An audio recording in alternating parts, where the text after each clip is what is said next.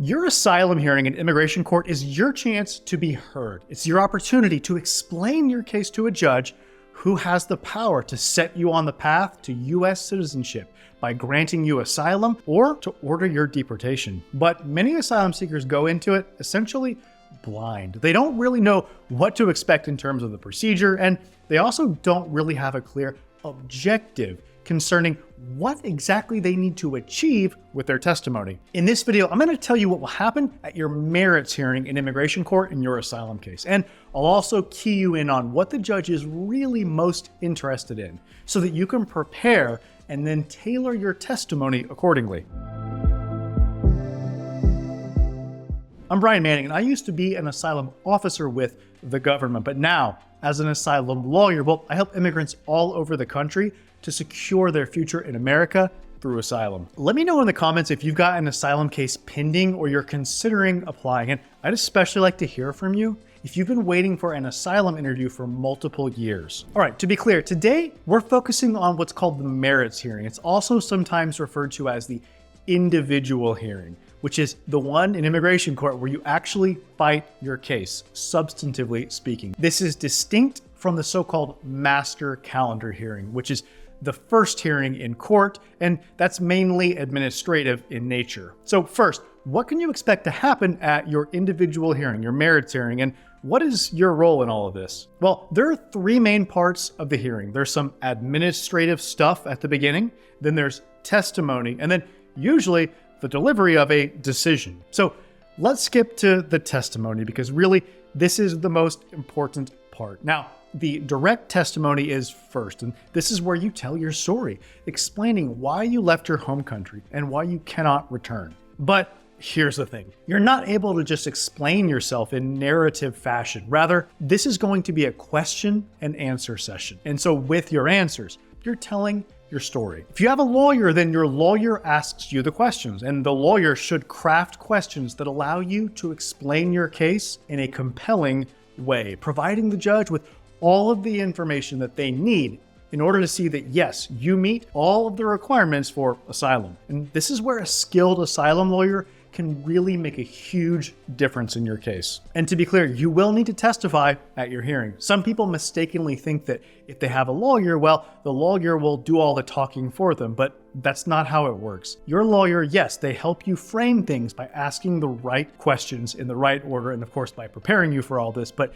at the hearing, you've still got to explain yourself by actually answering the questions. Now, if you don't have a lawyer, then the judge will do their best to guide your testimony at this stage by asking you questions. And the challenge, though, is that many of them don't have an interest in helping you fairly present your case. In fact, some of them are anti-immigrant, and they're looking for an excuse to deny you. Okay, after your direct testimony, the government attorney, the prosecutor from the Department of Homeland Security, will have the opportunity to cross-examine you. They'll ask you detailed questions about your story to test the credibility and consistency of your testimony. And to be clear, this person is trying to get you deported. So they're attempting to poke holes in your story and just make you look bad. Now, some prosecutors, are pleasant and professional, but many are very hostile. Some try to intimidate and bully the asylum seeker. Note that the judge can interrupt at any time during the hearing to ask questions, which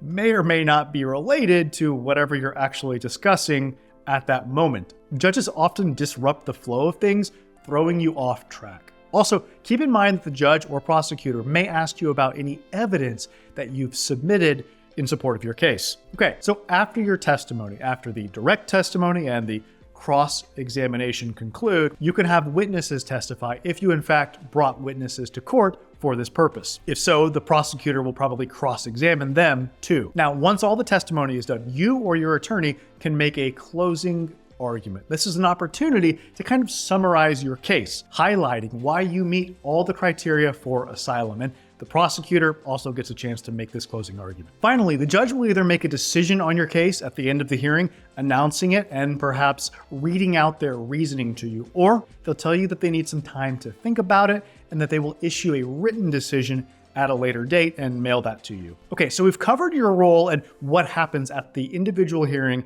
in an asylum case. Let's turn now to what you're really trying to achieve, what you've got to accomplish. You see, you're not doing yourself any favors if you just sort of talk vaguely about your situation or, you ramble along in your testimony without a clear purpose. Rather, you need to understand what the judge is looking for. You need to know what it takes to win asylum so that you can adjust your testimony to provide this information in a clear, compelling way. Your objective is to show that you meet all the asylum requirements. And asylum law is very complex, but there are some basics that are truly key at your hearing. So let's break it down. Every asylum claim hinges on 3 foundational elements: past persecution, future persecution, and a concept known as nexus. Now, nexus refers to the link between the persecution and one of the 5 protected grounds outlined in U.S. asylum law. So probably 90% of the questions that you're going to get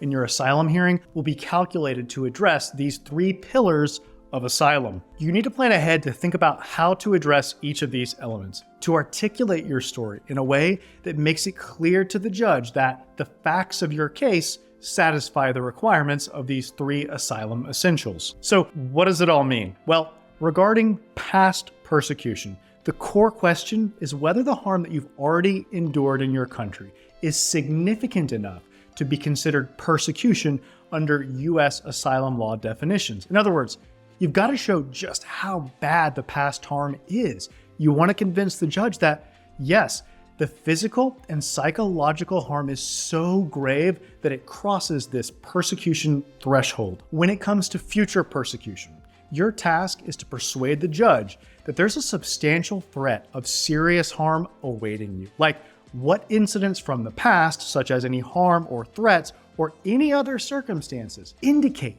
that there's a very real possibility that you'll be persecuted if you have to return to your country. Okay, lastly, nexus. This requirement says that you've got to demonstrate that your persecutors are driven by one of the 5 protected grounds to target you. So to win asylum, you have to show that the persecution is motivated, at least in significant part, by the fact that you possess one of the 5 so-called protected characteristics under U.S. asylum law. Now, those protected grounds are your race, religion, nationality, political opinion, or something called membership in a particular social group. So in your testimony, you've got to point out facts or circumstances that convince the judge that, yes, it really is one of those things that's motivating the persecution in your case. I'm going to leave a link in the description for a video in which I go into this topic, these 3 key elements of asylum, in much more detail. So check that out if you want to know more. So now you know what happens at your asylum hearing in immigration court, and you know what you need to focus on substantively. If you're ready to take the next step and get help with your asylum case, then please call my office today. That number is 713-909-0401. And remember, we help people all over the country, so it doesn't matter where you live. Call us today to schedule an asylum strategy session so that we can help you secure your future in America through asylum. Again, I'm Brian Manning, and it's an honor to serve you in your asylum journey.